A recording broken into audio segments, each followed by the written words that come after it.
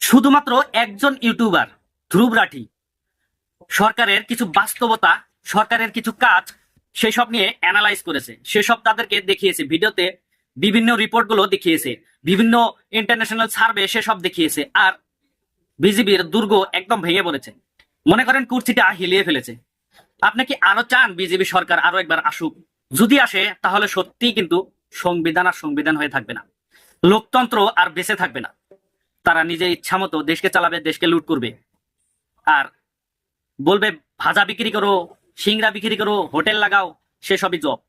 কারণ মোদিজি একটা প্রেস কনফারেন্সে বলেছে বাইরে ভাজা বিক্রি করা, সিংড়া বিক্রি করা, সেসব তাদের কি ইনকাম করে যায়, সেটা কি জব না? তাহলে ভাবেন তারা আপনাদেরকে কি দিবে, আমাদেরকে কি দিতে পারে। তাই বলছে সবাই সজাগ হয়ে যান এবং নিজের পছন্দ যেটা দেশের স্বার্থে হয় সেটাই করবেন।